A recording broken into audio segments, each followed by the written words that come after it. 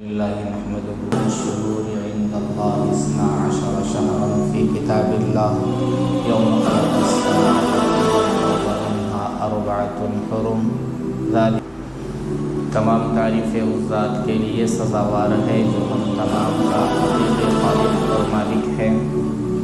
لاکھوں کروڑوں درود و سلام میرے اور آپ کے آقا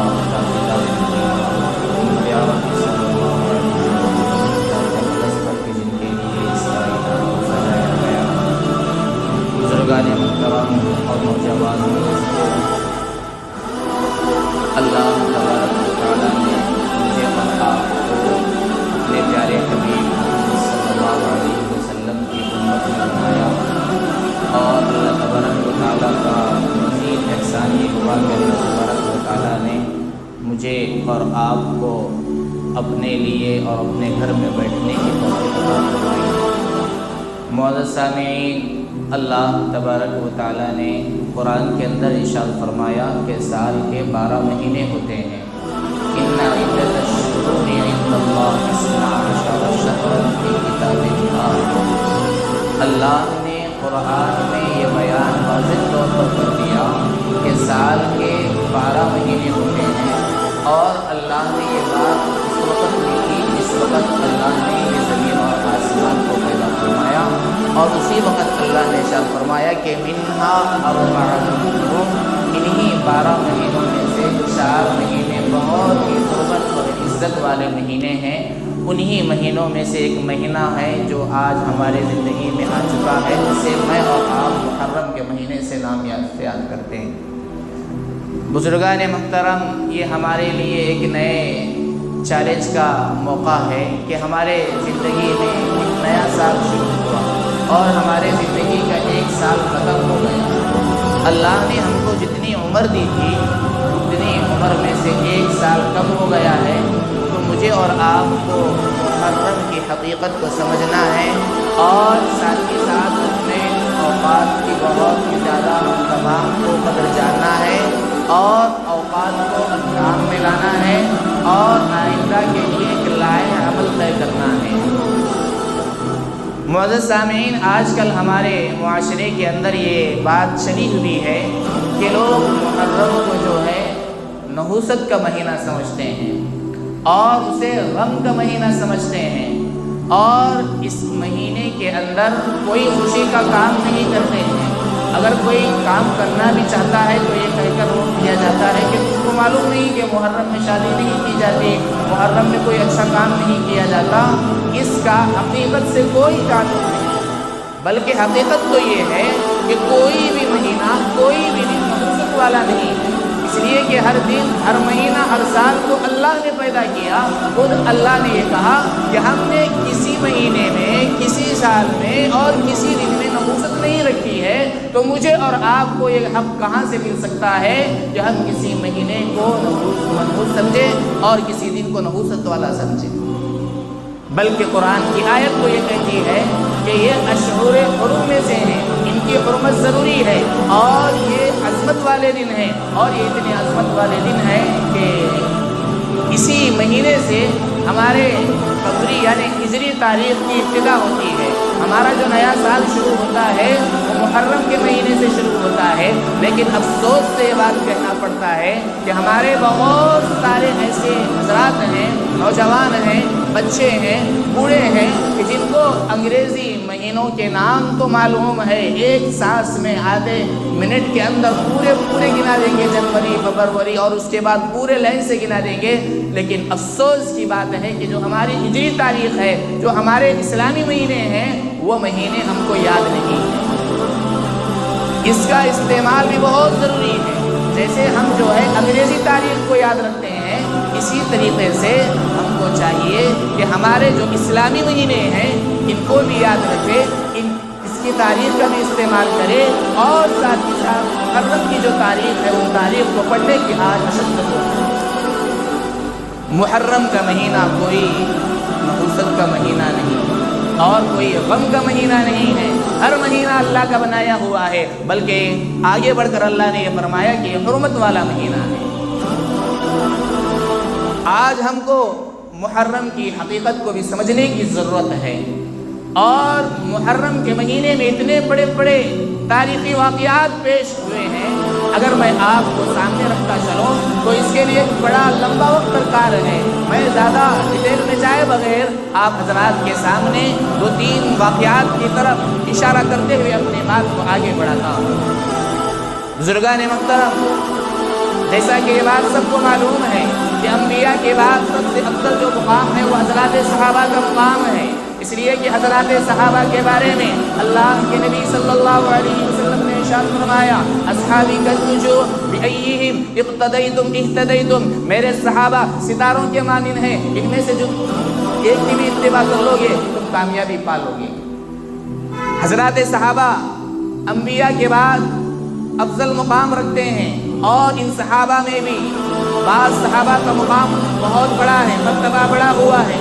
حضرت ابوبکر صدیق کا مرتبہ بہت بڑا ہوا ہے، اور ایک صحابی ہیں جن کو ہم خلیفہ دوم کے نام سے یاد کرتے ہیں، حضرت عمر فاروق رضی اللہ تعالیٰ عنہ ہیں۔ آپ حضرات کو معلوم ہونا چاہیے کہ حضرت عمر فاروق تو وہ عمر فاروق تھے کہ جن کو اللہ کے نبی صلی اللہ علیہ وسلم نے اللہ سے مانگا تھا ہم سب کو، اور یہ پیغام دیا تھا کہ عمر فاروق کوئی معمولی شخصیت نہیں ہے۔ عمر فاروق کا نام آج بھی مسلمانوں سے زیادہ غیر مسلم لیتے ہیں، اور ارباب حکومت اور بڑی بڑی حکومتیں ان کی پالیسیوں کو اختیار کرتی ہے، ان کے طریقہ کار کو اختیار کرتی ہے اور اپنی حکومت کو چلاتی ہے۔ حضرت عمر فاروق کی جو شہادت ہوئی، مجھے اور آپ کو معلوم ہونا چاہیے کہ حضرت عمر فاروق کی جو شہادت ہوئی وہ محرم کی 1 تاریخ کو۔ عمر فاروق رضی اللہ تعالیٰ عنہ کی سیرت ایک بہت بڑا لمبا باب ہے، اور اس کے لیے بہت بڑا وقت درکار ہے۔ عمر فاروق رضی اللہ تعالیٰ عنہ کے بارے میں ایک موقع پہ اللہ کے نبی نے ارشاد فرمایا، لو کان بعدی نبی لکان عمر، اگر میرے بعد کوئی نبی اور ہوتے تو وہ تمام خصوصیتیں عمر میں تھی، اگر اللہ تبارک و تعالیٰ کسی اور کو نبی بناتا تو وہ عمر ہوتا۔ لو کان بعدی نبی لکان عمر، اگر میرے بعد کوئی نبی ہوتے تو وہ عمر ہوتے۔ اور اسی طریقے سے حضرت عمر فاروق کی جب ہم بچپنے کو دیکھتے ہیں، جوانی کو دیکھتے ہیں، تو آپ کا بچپنا، آپ کی جوانی یہ بتاتی ہے کہ آدمی کو کس طریقے سے زندگی گزارنی چاہیے۔ حضرت عمر فاروق شروع ہی سے بہت ہی اچھی مہارتوں کو رکھنے والے تھے، اور اس زمانے میں جو مہارتیں ہوا کرتی تھی اور نوجوان جس کے اندر شوق و ذوق رکھا کرتے تھے اس کے اندر بڑھ چڑھ کر حصہ لیا کرتے تھے۔ اور وہاں پر جب سال میں ایک مرتبہ میلہ لگتا تھا جس کے اندر پورے عرب سے لوگ آتے تھے، اور وہاں پر آنے کے بعد ہر ایک اپنے شوہر کو دکھلاتا تھا، اپنی صلاحیتوں کو دکھلاتا تھا، اور پورے لوگ جمع ہو کر وہاں کے جمع ہونے والے جو نوجوان ہوتے تھے، جو اپنے کرتب دکھایا کرتے تھے، جو اپنی صلاحیتیں دکھایا کرتے تھے، اپنے فن دکھایا کرتے تھے، اس کو دیکھا کرتے تھے۔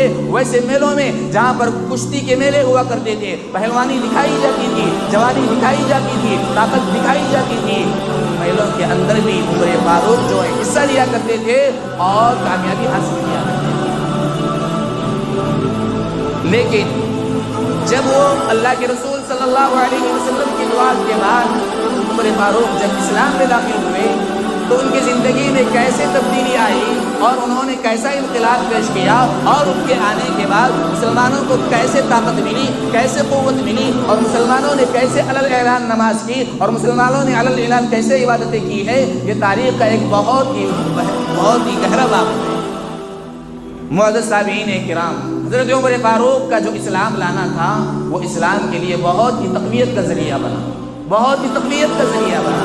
جب ابھی آپ اسلام میں داخل نہیں ہوئے تھے، مسلمان جو ہے چھپ چھپ کر عبادت کیا کرتے تھے، چھپ چھپ کر دین کی تبلیغ کیا کرتے تھے۔ لیکن جب عمر فاروق اسلام میں داخل ہوئے اور اللہ کے نبی علیہ السلام پر بیعت کی اور کلمہ شہادت پڑھا، اور اس کے بعد آ کر یہ کہا کہ اے پیغمبر، کیا ہم حق پر نہیں ہیں، کہ ہمارا دین حق پر نہیں ہے، کہ جب ہم حق پر ہونے کے باوجود ہم چھپ کر کیوں عبادت کریں اور ہم چھپ کر کیوں رہے؟ اس لیے آپ نے علل اعلان اپنے ساتھ مسلمانوں کو لے کر آپ نے علل اعلان نماز قائم کی اور اپنے مسلمان ہونے کا اعلان کیا، اور جب ہجرت بھی فرمائی تو علل اعلان کیا اور یہ کہا کہ دیکھو، جو بڑے بڑے رؤسا تھے ان کے پاس جا کر یہ کہا کہ دیکھو، عمر جو خطاب کا بیٹا ہے مسلمان ہو چکا ہے، عمر جو خطاب کا بیٹا ہے مسلمان ہو چکا ہے، اور یہ ہجرت کرنے جا رہا ہے۔ پھر یہ نہ کہنا کہ عمر نے چھپ کے ہجرت کی ہے، میں اعلان کے ساتھ یہ کہہ رہا ہوں کہ میں ہجرت کرنے والا ہوں۔ ہے کوئی जो अपने बच्चों को यतीम करना चाहे, अपनी बीवी को बेवा करना चाहे, वो आए और उमर को रोक कर दिखाए। हज़रत उमर ने इस तरीके से अलग ऐलान हिजरत की और उसके बाद उमर फारूक जब इस्लाम में दाखिल हुए, हिजरत फरमाई और उसके बाद आपने इस्लाम के खातिर ऐसी ऐसी कुर्बानियाँ पेश की और पूरी ज़िंदगी लगा दी और पूरी ज़िंदगी लगाकर पूरे मुसलमानों को ये पैगाम दिया कि मुसलमान जो होता है वो अपने दीन के लिए मर मिटता है, दीन की इशाअत करता है, दीन पर अमल करता है और तक़वे की ज़िंदगी इख्तियार करता है। उमर फारूक की सीरत बड़ी लंबी है, लेकिन मैं आप हज़रात के सामने उनकी शहादत का वाक़या पेश करते हुए आगे चलूँ। उमर फारूक रज़ियल्लाहु तआला अन्हु के दौर खिलाफत में मुसलमानों की हुकूमत बहुत बढ़ रही थी और हर तरफ मुसलमानों और इस्लाम का डंका बज रहा था, हर तरफ इस्लामी जो परचम थे वो गाड़े जा रहे थे और मुसलमानों की बहुत ज़्यादा तरक्की हो रही थी। चूँकि उमर फारूक के अंदर अल्लाह तबारक व तआला ने वो सलाहियतें रखी थी और आपके अंदर खुदादार सलाहियतें थी, जिसकी वजह से आप इस्लाम को आगे बढ़ा रहे थे, दीन को बढ़ा रहे थे, दीन की नशर व इशाअत कर रहे थे। लेकिन एक मौके पर ऐसा हुआ कि एक गुलाम जो गैर मुस्लिम था वो अपना एक मसला लेकर आया और वो मसला जो है शरीयत के खिलाफ था। उमर फारूक ने आपकी बात नहीं मानी तो उसने फ़ौरन दिल में उसी वक्त ये ख्याल कर लिया कि उमर को मैं मार कर ही रहूँगा। ये वाक़या पेश आने से चंद दिन पहले हज़रत उमर फारूक रज़ियल्लाहु तआला अन्हु मदीने को आ रहे थे एक सफ़र से, देखा कि चौदहवीं का चाँद है और आसमान चमक रहा है और ठंडी ठंडी हवाएं चल रही हैं, बड़ा अच्छा मौसम है। तो उमर फारूक ने दुआ के लिए हाथ उठाए और ये दुआ मांगी, अल्लाहुम्मा रज़ुक़नी शहादतन फ़ी सबीलिक वजअल क़ब्री फ़ी बल्दि हबीबिक। क्या दुआ मांगी उमर फारूक ने? ऐ अल्लाह मुझे तेरे रास्ते में शहादत अता फरमा, अल्लाहुम्मा रज़ुक़नी शहादतन फ़ी सबीलिक वजअल क़ब्री फ़ी बल्दि हबीबिक, और ऐ अल्लाह मेरी कब्र तेरे हबीब के शहर में बना। ज़रा सोचिए कि उमर फारूक के लिए कितनी बशारतें थी, लेकिन इसके बावजूद उमर फारूक ने कौन सी मौत मांगी? शहादत की मौत मांगी और उम्मत को और मुसलमानों को ये पैगाम दिया कि अल्लाह के लिए मर मिटने का जज्बा अपने दिलों में पैदा रखो। अब तो जंग का मौका नहीं है, लेकिन शहादत की आरज़ू और तमन्ना हम कर सकते हैं कि अल्लाह तेरे रास्ते में हमको भी शहादत अता फरमा। उमर फारूक ने दुआ मांगी और अल्लाह तबारक व तआला ने उनकी दुआ को किस तरीके से कबूल किया। देखो कि मिंबर मुसल्ला रसूल हैं, आप फजर की नमाज में इमामत कर रहे हैं, कुरान पढ़ रहे हैं, नमाज पढ़ा रहे हैं, पीछे सहाबाए किराम हैं कि इसी दौरान आपके ऊपर हमला किया जाता है और आपके पेट में नेज़ा मारा जाता है और इतना शदीद वो हमला होता है कि आप फौरन नीचे गिर जाते हैं। उसके बाद अब्दुर्रहमान बिन औफ आगे बढ़ते हैं और नमाज को मुकम्मल कराते हैं और यहाँ पर उमर फारूक ने पैगाम दिया कि अगर हमला उमर पर होता है तो कोई यहाँ पर परेशानी की बात नहीं है, लेकिन इस्लाम के जो फ़राइज़ हैं उनके ऊपर कोई आँच नहीं होना चाहिए। इस्लाम की जो इबादतें हैं उसको जारी रखना चाहिए। हज़रत अब्दुर्रहमान बिन औफ ने नमाज को मुकम्मल किया और उसके बाद जब उमर फारूक के पास जब करीब गए, जब ज़रा सा होश में आए तो आपने देखा कि जो आप खाते थे वो निकल जाता था, बाहर निकल जाता था, यानी अंतड़ियों के ऊपर आप पर हमला किया गया था। तो उमर फारूक ये समझ गए कि अब मेरी ज़िंदगी का कोई भरोसा नहीं और ये कहते कि देखो नमाज की पाबंदी करो। चंद थोड़ी देर के बाद जब एक बार होश आया तो ये कहा कि मैं नमाज पढ़ना चाहता हूँ, लेकिन उठना चाहा फिर बेहोश हो गए। उसके बाद ये कहा कि जिसकी ज़िंदगी में नमाज नहीं उसे जिंदा रखने का कोई हक नहीं। सोचने की बात है कि इतनी बशारतें हैं लेकिन इसके बावजूद नमाज का इतना अहतमाम। और पूछा कि मेरा कातिल कौन है, मेरे ऊपर हमला करने वाला कौन है? जब ये कहा कि गैर मुस्लिम है, मुसलमान नहीं है, तो उन्होंने कहा कि अल्हम्दुलिल्लाह अल्लाह ने मेरी दुआ कबूल फरमाई। और उसके बाद अपने बेटे अब्दुल्ला बिन उमर को बुलाकर ये कहा, जो उनके सर को अपने गोद में लिए हुए थे, ये कहा कि अब्दुल्ला मेरे सर को नीचे रख दो। बेटे ने कहा अब्बा हुजूर क्या बात है, मैं ये चाहता हूँ कि आपका सर मेरे गोद में रहे। तो उस मौके पर हज़रत उमर ने जो बात कही बहुत ही सोचने की बात है और हम तमाम को इसके बारे में सोचने की बात है। हज़रत उमर ने कहा कि अगर अल्लाह तबारक व तआला मुझे माफ़ न फरमा दे और अल्लाह के दरबार में अगर मैं मुजरिम बनकर पेश हो जाऊँ तो मेरे लिए जहन्नम पक्की है और मैं ये चाहता हूँ कि एक जहन्नमी का शख्स का सर मेरे गोद में न रहे। यानी इस दुनिया में रहते हुए भी आखिरत की ऐसी फिक्र थी, जा रहे हैं फिर भी ऐसी आखिरत की फिक्र है। कौन है? उमर फारूक हैं, जिनके बारे में इतनी बशारतें हैं। ज़रा मुझे और आपको सोचने की ज़रूरत है, क्या हम भी आखिरत की इतनी फिक्र करते हैं? क्या हम भी आखिरत से इतना डरते हैं? क्या हम भी आखिरत के लिए कोई अमल करते हैं? क्या हम भी उमर फारूक की तरह अपने आप को आखिरत के लिए तैयार करते हैं? जवाब नबी में आएगा। तो मुझे और आपको सोचने की ज़रूरत है और हर दिन हमारा आखिरत के लिए तैयारी करने की ज़रूरत है। उसके बाद जब आपका इंतकाल हुआ तो हज़रत आयशा रज़ियल्लाहु तआला अन्हा की इजाज़त से आपको रोज़े रसूल में दफन किया गया। सोचने की बात है कि हज़रत उमर ने शहादत चाहिए थी, लेकिन अल्लाह तबारक व तआला बड़े कदरदान हैं। शहादत दी तो भी कैसे दी कि मुसल्ला नबवी है, मस्जिद है, कुरान की तिलावत है, नमाज है, वहाँ पे शहादत अता फरमाई। और हज़रत उमर फारूक ने ये कहा था कि वजअल क़ब्री फ़ी बल्दि हबीबिक, मेरी कब्र तेरे हबीब के शहर में हो। लेकिन अल्लाह तबारक व तआला ने उनको आराम करने के लिए कौन सी जगह दी? वहाँ जहाँ पे रसूलुल्लाह सल्लल्लाहु अलैहि वसल्लम। इससे ये बात हमको मिलती है कि हमको भी चाहिए कि अल्लाह से दुआएं करें। अल्लाह तबारक व तआला बड़े कदरदान हैं। तो ये जो वाक़या पेश आया हज़रत उमर फारूक की जो शहादत हुई वो भी मुहर्रम की एक तारीख थी। आजकल हमारे माशरे के अंदर ये बात फैली हुई है कि मुहर्रम को जो फजीलत हासिल हुई है वो नवासे रसूल सैयदना हुसैन की शहादत की वजह से है। जी ऐसा नहीं है, बल्कि इसकी एक बड़ी लंबी तारीख है। इंशाअल्लाह मैं आइंदा जुमा आप हजरात के सामने यौम आशूरा की फजीलत के बारे में बयान करूँगा। कहने का मतलब ये है कि इस्लाम के अंदर कोई तारीख गम की तारीख नहीं है। अगर आप इसी तरीके से तारीख पढ़ते चले जाएंगे तो आपको हर दिन एक एक शहीद मिलेगा, हर दिन एक एक शहीद। हर दिन आपके सामने किसी एक सहाबी की शहादत, किसी अल्लाह वाले की शहादत का वाक़या पेश आएगा। तो मुहर्रम का जो महीना है ये हुर्मत वाला महीना है, अज़मतों वाला महीना है। ये महीना नबूसत का महीना नहीं है। जैसे कि आजकल हमारे ज़हनों में बात फैली हुई है, इसलिए शादी नहीं करते हैं, कोई नया काम नहीं करते हैं, घर की ओपनिंग नहीं करते हैं। ये सब चीज़ों का शरीयत से कोई ताल्लुक़ नहीं है, इससे बचना चाहिए। मुअज़्ज़ज़ सामीन किराम, एक दो दिन के बाद, कल छोड़कर परसों जो है, एक दिन आने वाला है जिसको मैं और आप और पूरे हमारे इस हिंदुस्तान के रहने वाले बाशिंदे यौम आज़ादी से उसको याद करते हैं। ये दिन जो है बहुत ही ज़्यादा अहमियत का हमारे पास अहमियत का हामिल है, इसलिए कि 15 अगस्त 1947 को हमारा जो मुल्क है हिंदुस्तान जो है आज़ाद हुआ था। और ये जो हिंदुस्तान जो आज़ाद हुआ उसकी एक लंबी तारीख़ है। इस मुल्क पर हमने 800 साल हुकूमत की है। इस मुल्क पर हमने 800 साल हुकूमत की है और अच्छे तरीके से हुकूमत की है। और उसके बाद जब अंग्रेज़ों ने इस मुल्क पर कब्ज़ा किया और यहाँ के लोगों को अपना ग़ुलाम बनाया, उन्होंने 200 साल तक हुकूमत की। और इसके बाद इस अंग्रेज़ों से यहाँ के लोगों को आज़ाद कराने के लिए हमारे मुसलमानों ने और हमारे आबा व अजदाद ने, हमारे बड़ों ने, हमारे असलाफ ने जो कुर्बानियाँ पेश की है, अगर मैं आप हजरात के सामने रखता चलूँ तो बहुत वक्त बड़ा दरकार है। आप हजरात को मालूम भी होगा कि यौम आज़ादी और ख़ास तौर से इस मुल्क के हिंदुस्तान को आज़ाद कराने में मुसलमानों का बहुत बड़ा अहम रोल रहा है। इसके लिए 200 साल तक मुसलमानों ने जिद्दोजहद की है और इसके लिए हमारे उलमा ने भी खून बहाया है, इसके लिए हमारे बड़ों ने भी खून बहाया है।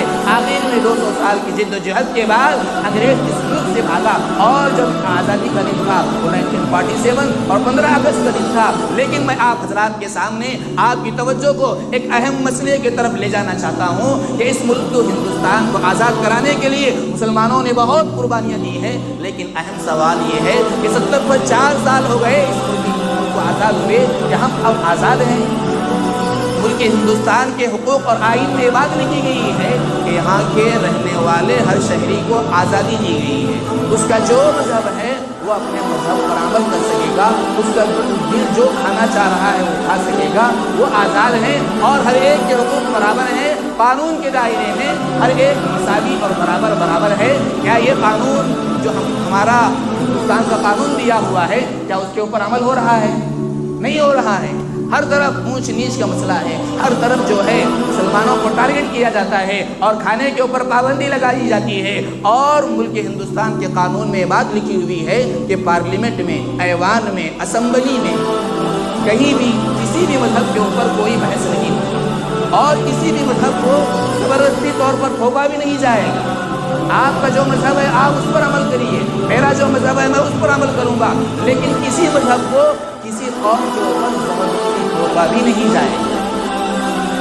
لیکن آج ہر طرف کے آپ فسادات میں دیکھ لیجئے کہ ایک مخصوص جو مذہب ہے اور مخصوص جو لوگ ہیں ان کی جو آئیڈیالوجی ہے وہ مسلمانوں کے اوپر، دلتوں کے اوپر تھوپنے کی وہ کوشش کر رہے ہیں جو کہ قانون کے خلاف ہے۔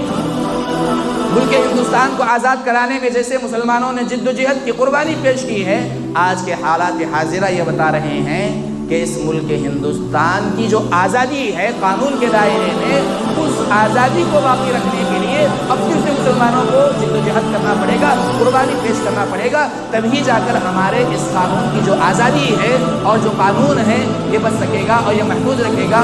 ورنہ آج حالات تو ایسے ہیں کہ ہر طرف قانون کی دھجیاں اڑائی جا رہی ہیں، اور قانون تو لکھ دیا گیا ہے لیکن اس کے اوپر عمل نہیں ہو رہا ہے۔ اس کو میں اس مثال سے آپ حضرات کے سامنے رکھتا چلوں، مجھے معاف فرمائیے کیسی مثال ہے؟ مثال یہ ہے کہ آج ہمارے گھروں میں، مسلمانوں کے گھروں میں قرآن تو ہے، ہم اس کو کہاں رکھتے ہیں؟ سب سے اوپر حصے میں رکھتے ہیں، جزدان میں لپٹ کر رکھتے ہیں کہ کہیں غلطی سے بھی ہاتھ نہ جائے، اس کو پڑھتے نہیں ہیں۔ قرآن تو ہے لیکن پڑھتے نہیں، سب سے اوپر حصے میں رکھتے ہیں، مہینے 6 مہینے سال گزر جاتا ہے لیکن کھول کر پڑھنے کی توفیق نہیں ہوتی ہے، اس کو اٹھا کر اوپر رکھ دیتے ہیں۔ اسی طریقے سے ہمارے اس ملک ہندوستان کا جو قانون ہے وہ لکھ دیا گیا ہے، بڑا اچھا قانون ہے، بڑا اچھا ہے، دستور ہے، لیکن اس کو اٹھا کر ایک طرف رکھ دیا گیا ہے، اس کے اوپر عمل کوئی نہیں کرتے ہیں۔ جو قانون کے جو دائرے میں رہ کر بات کرنا چاہتے ہیں وہی لوگ جو ہے قانون کی دھجیاں اڑاتے ہیں، اور ہر طرف ہمارا ایک رونا یہ ہے کہ مولانا ہم پریشان ہیں، وہاں پر یہ پریشان ہے،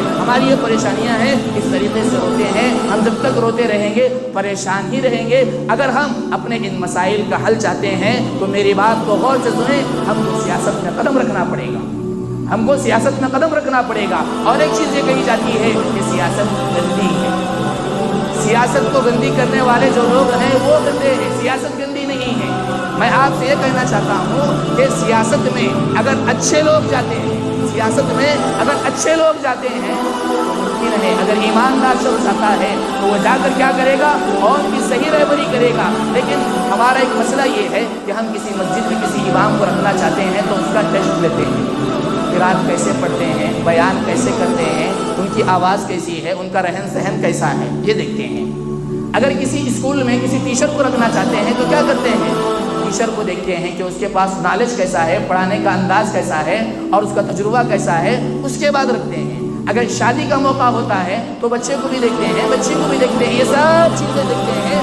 لیکن جب ہمارے محلے کا لیڈر منتخب کرنا ہوتا ہے تو ہم کس کو دیکھتے ہیں؟ آپ اس کا جواب دیکھیے۔ اچھے شخص کو منتخب کرتے ہیں؟ نہیں کرتے ہیں۔ اس کا نتیجہ یہ ہوتا ہے کہ پہلے سے جو بدماش ہوتا ہے وہاں جا کر بھی وہ قوم کی صحیح رہبری نہیں کرتا اور ان کے حقوق کے سلسلے میں آواز نہیں اٹھاتا ہے۔ اس کی جو ہے اس کی ذہنیت یہی ہوتی ہے، اس لیے وہ کیا کرتا ہے؟ اپنا فائدہ دیکھتا ہے، قوم کا فائدہ نہیں دیکھتا ہے، جس کی وجہ سے آج ہم پریشان ہیں۔ معزز سامعین کرام، سیاست کے اندر مسلمانوں کا رول ہونا چاہیے، سیاست کے اندر مسلمانوں کو بڑھنا چاہیے اور ایسے لیڈروں کو آگے بڑھانا چاہیے جو قوم کے امین ہیں، جو امانت دار ہیں اور جن کے اندر اللہ کا ڈر ہے، جن کے اندر تقویٰ ہے، اس کو بڑھانا چاہیے اور صحیح لیڈر کا انتخاب کرنا چاہیے۔ ورنہ کیا ہوگا کہ ہم جو ہے ووٹ جو ہے دیں گے پورے شخص کو اور تمنا یہ کریں گے کہ وہ ہمارے حق میں کام کرے، ایسا ہو ہی نہیں سکتا۔ اور ہمارے اس ملک ہندوستان کا جو قانون ہے بہت ہی اچھا قانون ہے، جو اسلام کے خلاف نہیں ہے، اسلام سے ملتا جلتا ہے۔ آپ ذرا غور سے سنیے، سرکار دو عالم صلی اللہ علیہ وسلم کے اس دنیا سے پردہ فرما جانے کے بعد جو خلیفہ بنے وہ کیسے بنے؟ صحابہ جو وہاں پر تھے ان لوگوں نے مشورہ کیا، ان لوگوں نے مشورہ کیا اور مشورے کے بعد جس کے حق میں زیادہ رائے آئی ان کو وہاں پر خلیفہ بنایا گیا۔ شخصیت پرستی اسلام میں نہیں ہے۔ ٹھیک اسی طریقے سے یہاں پر کوئی لیڈر منتخب ہو کر آتا ہے تو ہمارے ووٹ سے منتخب ہو کر آتا ہے۔ یہ جو ووٹ ڈالنے کا جو حق ہے یہ بھی شرعی اعتبار سے شہادت ہے۔ ہم اپنے ووٹ کی قیمت کو سمجھیں، اور یہ شہادت ہے، اور شہادت جو ہے اچھے شخص کے حق میں دینا چاہیے۔ غلط قسم کے شخص کے اگر حق میں ہم دیں گے تو وہ کیا ہوگا، وہ جائے گا، اس کی ذہنیت بھی ویسی ہوگی، وہ خود بھی فائدہ مند رہے گا لیکن بہت تباہ و برباد کر دے گا۔ اس کی واضح مثال تو دیجیے، کوئی بھی جو لیڈر ہوتا ہے وہ محلے میں کوئی لائبریری قائم نہیں کرتا ہے، نہیں کرتا ہے، کیونکہ لائبریری ایک بار بن جائے گی تو اس سے کوئی فائدہ نہیں ہے۔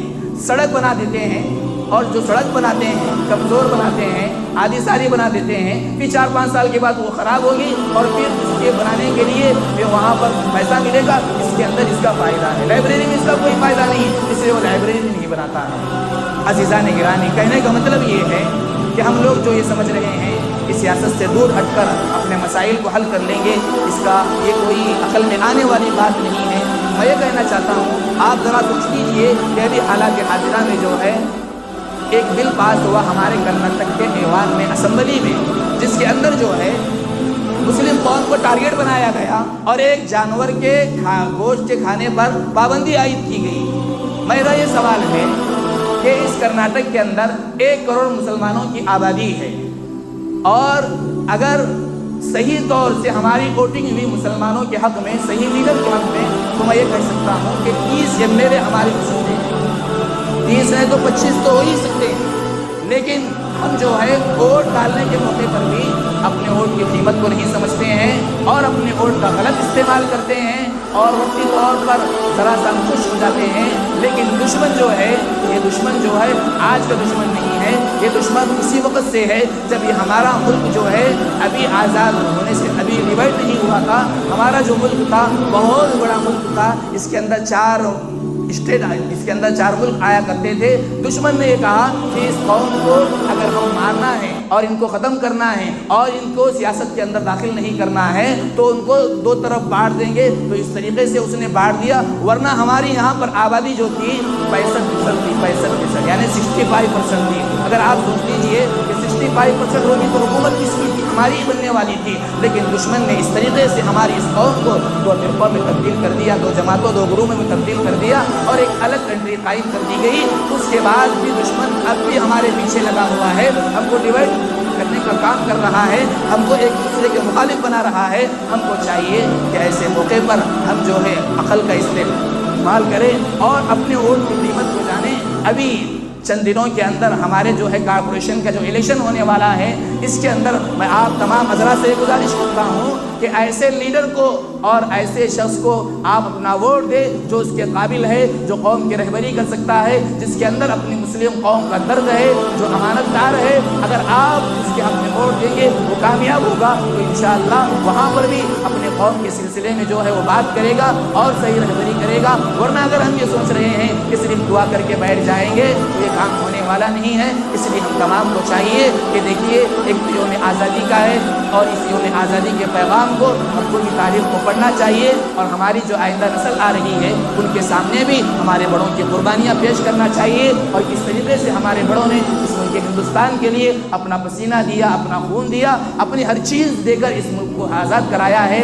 یہ تمام چیزیں اپنے نسلوں کے سامنے بھی رکھنا ہے، اور خاص طور سے یہ محرم کا مہینہ چل رہا ہے، اور یہ محرم جو مہینہ ہے اسلامی سال کا پہلا مہینہ ہے، اور اس کے اندر جو ہے آئندہ جو ہے یوم عاشورہ آ رہا ہے، اس دن روزہ بھی رکھنا چاہیے، اس لیے کہ رسول اللہ صلی اللہ علیہ وسلم نے روزے کا اہتمام فرمایا، اور یہ فرمایا کہ آئندہ سال اگر میں زندہ رہا تو ایک اور روزے کا میں اضافہ کروں گا۔ تو ہم تمام کو چاہیے کہ ہم 9، 10 کو یا 10، 11 کو روزہ رکھیں۔ انشاءاللہ اس روزہ رکھنے کی بنیاد پر اللہ تبارک و تعالیٰ 1 سال کے گناہوں کو معاف فرمائیں گے، اور اسی طریقے سے یوم عاشورہ کے متعلق بہت ساری باتیں ہیں انشاءاللہ آئندہ جمعہ میں آپ حضرات کے سامنے رکھوں گا۔ دعا فرمائیں کہ اللہ تبارک و تعالیٰ مجھے اور آپ کو ان کہی ہوئی باتوں کو سمجھنے اور اس پر عمل کرنے کی توفیق عطا فرمائے۔ اللہ تبارک و تعالیٰ سے مزید یہ دعا ہے کہ اللہ تبارک و تعالیٰ ہمارے اس ملک ہندوستان کے اندر جو نفرت کی ہوا چلی ہوئی ہے، اللہ تبارک و تعالیٰ اس نفرت کی ہوا کو محبت کی ہوا میں تبدیل فرمائے۔ وما علینا الا البلاغ۔